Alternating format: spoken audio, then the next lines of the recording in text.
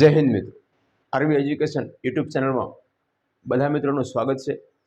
મિત્રો નવા હો તો સબસ્ક્રાઇબ કરજો, લાઇક કરજો અને શેર કરજો। મિત્રો અગાઉના લેક્ચરો આપણે જે પોષક દ્રવ્યોના જે આપણે પાઠ ચાલુ કર્યા એની અંદર કે આપણા આહારની અંદર કે આપણા ખોરાકની અંદર આપણને જે શરીરને શક્તિ આપતા, શરીરને તાકાત આપતા, શરીરને કેલરી આપતા, શરીરને ઉર્જા આપતા અને શરીરના અગત્યના કાર્યો માટે, શરીરની અગત્યની કુદરતી ક્રિયાઓ માટે, શરીરના અંગોના બંધારણ માટે, શરીરના જાત જાતના કાર્યો માટે, જે બોડીના બંધારણ માટે, સુદૃઢ બાંધા માટે આપણે જે ખનિજ પદાર્થો કે ખનિજ દ્રવ્યો કે વિટામિન્સ, ચરબી, કાર્બોદિત પદાર્થ, કાર્બોહાઈડ્રેટ, પ્રોટીન આ વિશે ચર્ચા કરી।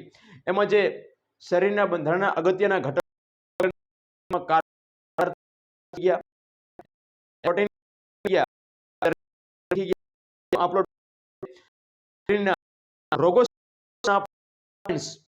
વિટામિન્સ શરીર પ્રમાણમાં આપવા, શરીરના રોગ પ્રતિકારક જે શક્તિ છે એ આપણી નબળી પડવાની શક્યતા રહેલી છે।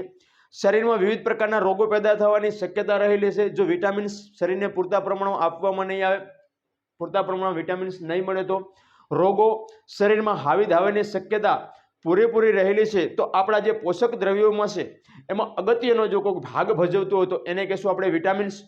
તો અલગ અલગ અંગોના રક્ષણ માટે, અલગ અલગ રોગોના પ્રતિકાર સામે અલગ અલગ વિટામિન્સ શરીરને આપવા આવશ્યકતા હોય છે।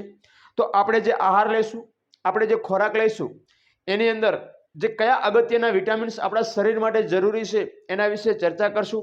અને આપણા બોડીની અંદર, આપણા શરીરની અંદર કયા વિટામિન્સની ખામી હશે તો કયો અંગ પ્રભાવિત થશે, કયો રોગ થવાની શક્યતા રહેલી છે એના વિશે ચર્ચા કરીશું।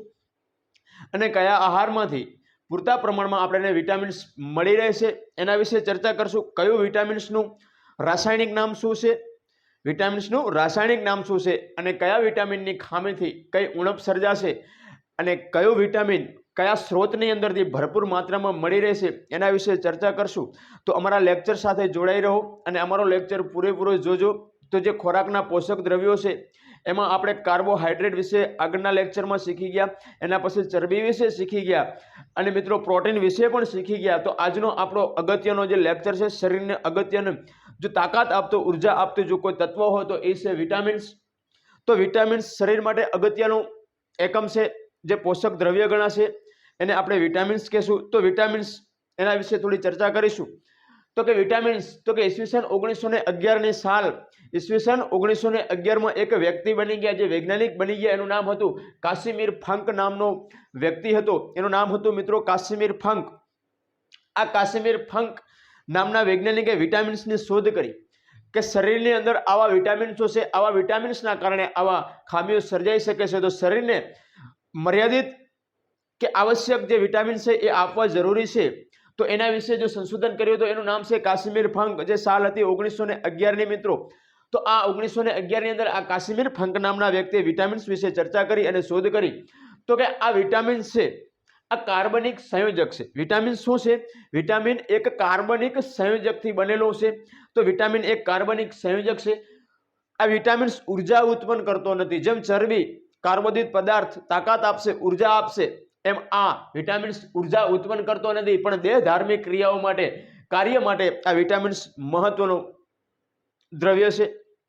આ વિટામિન્સ ઉર્જા આપતો નથી, વિટામિન્સ તાકાત આપતો નથી, મહત્વના આપણા શરીરની દેહ ધાર્મિક જે ક્રિયાઓ છે એની અંદર જો આ ક્રિયાઓ પૂરેપૂરી સંપૂર્ણ સારી રીતે થવા માટે તો વિટામિન્સ અગત્યનો છે। કાર્યો માટે, શરીરના બોડીના દેહ ધાર્મિક જે કાર્યો છે એના માટે વિટામિન્સ મહત્વની ભૂમિકા ભજવશે।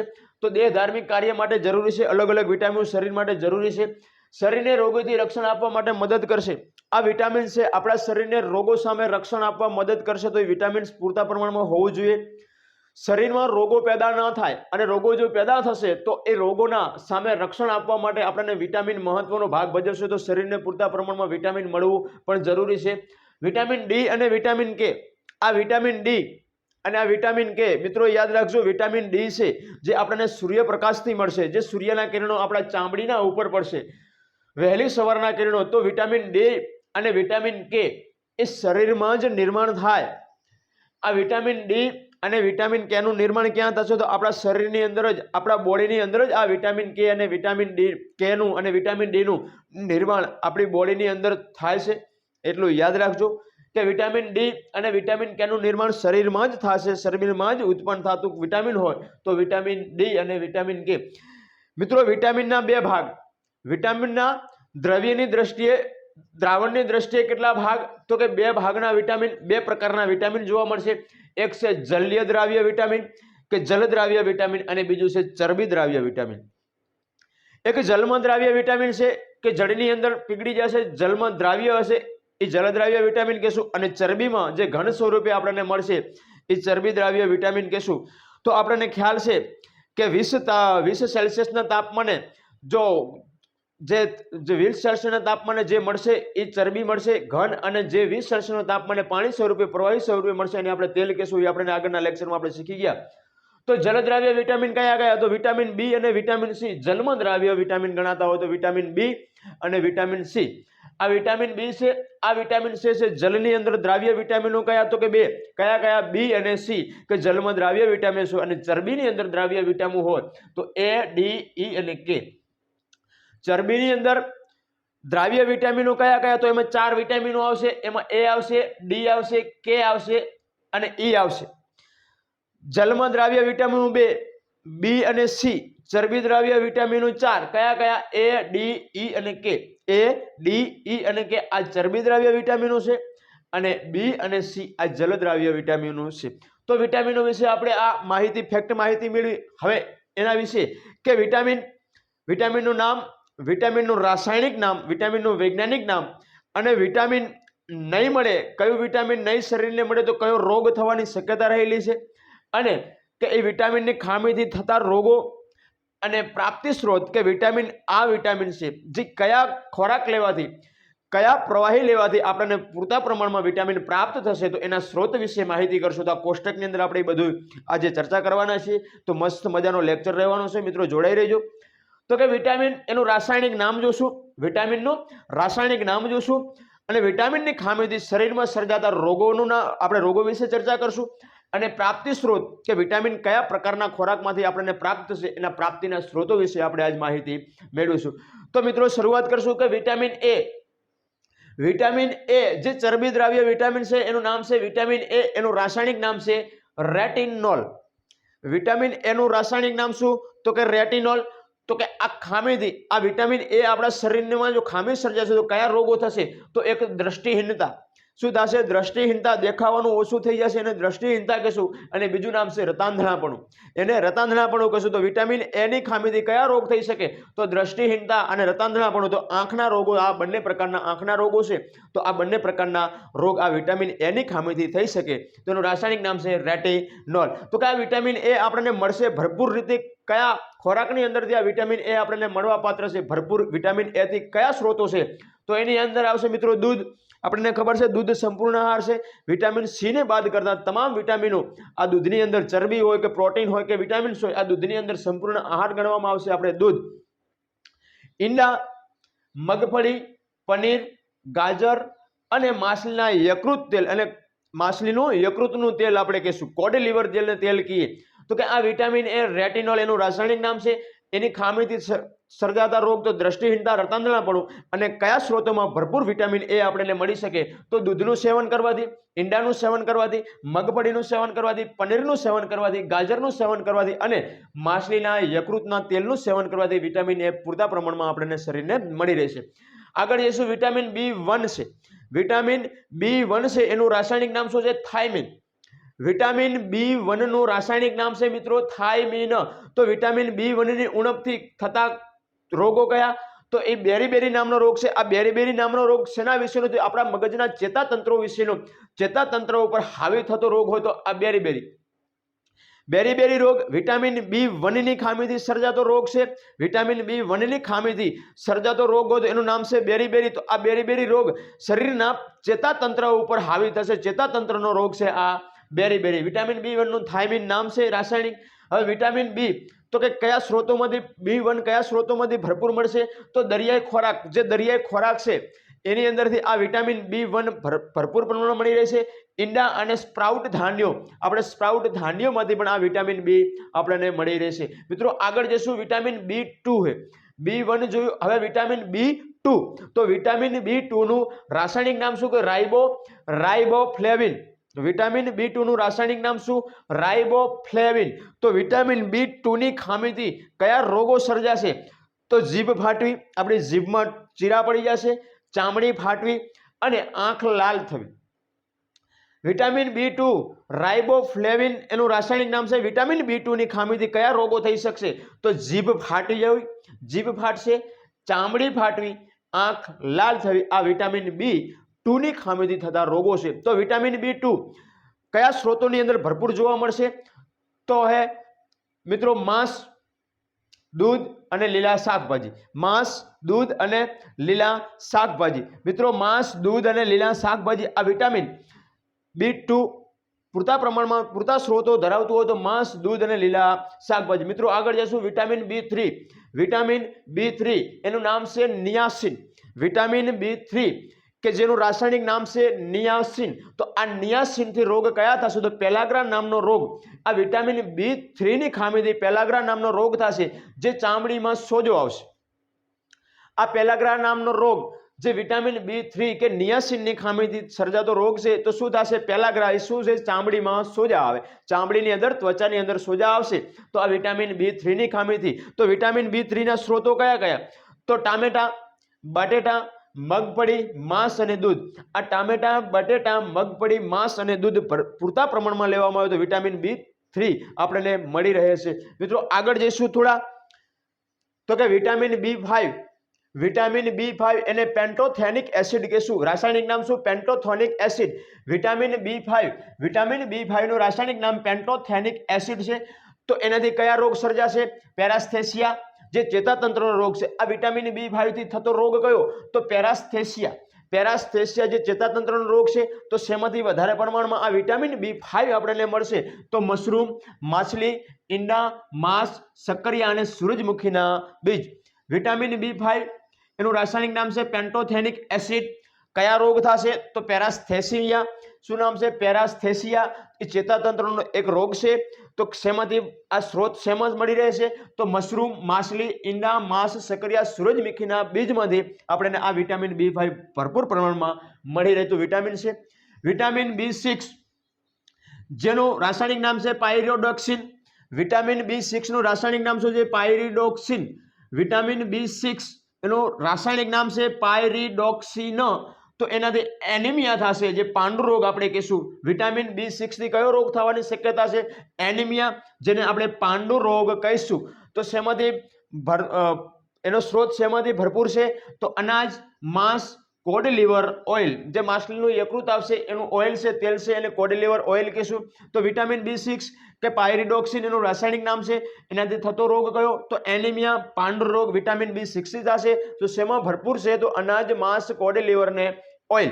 ચલો વિટામિન B7 જે બાયોટીન કહેશું આપણે, વિટામિન B7, વિટામિનનું નામ છે વિટામિન B7, એને બાયોટીનના નામથી આપણે ઓળખશું। તો આ વિટામિન B7 ની ખામીથી શું થશે? તો લકવો પડશે શરીરમાં। વિટામિન B7 ની ખામીથી શરીરમાં લકવો પડવાની શક્યતા રહેલી છે અને વાળ ખરવા, આપણા વાળ છે એ ખરી જશે વિટામિન B7 ની ખામીથી। વિટામિન B7 ની ખામીથી શું થશે? એને બાયોટીન આપણે કહીશું। તો કે લકવો વિટામિન B7 ની ખામીથી પડશે અને વાળ ખરી જવાની શક્યતા રહેલી છે વિટામિન B7 ની ખામીથી। તો શેમાંથી મળશે વિટામિન B7? તો માંસ, ઈંડા અને કોડ લીવર ઓઇલ। માંસ, ઈંડા અને કોડ લીવર ઓઇલ। મિત્રો આગળ જાય વિટામિન B9 એને ફોલિક એસિડ કહેશું। વિટામિન B9 કે વિટામિન B9 એને ફોલિક એસિડના નામથી ઓળખશું। તો એનિમિયા, એમાં પણ પાંડુ રોગ થવાની શક્યતા રહેલી છે। આ પાંડુ રોગ જે બાળકોમાં વધારે પ્રમાણમાં જોવા મળશે, વિટામિન B9 કે ફોલિક એસિડ કહેશું। તો એનિમિયા, પાંડુ રોગ થશે અને આ શેમાંથી મળી રહેશે? તો કઠોળ, ખાટા ફળો, લીલા પાંદડાવાળા શાક અને bit. Vitamin B9 folic acid કહેશું। કયો રોગ થશે? એનિમિયા, પાંડુ રોગ। તો શેમાંથી મળી રહેશે? તો કઠોળ, ખાટા ફળો, લીલા પાંદડાવાળા શાક અને બીટની અંદર વિટામિન B9 ભરપૂર પ્રમાણમાં મળી રહેશે।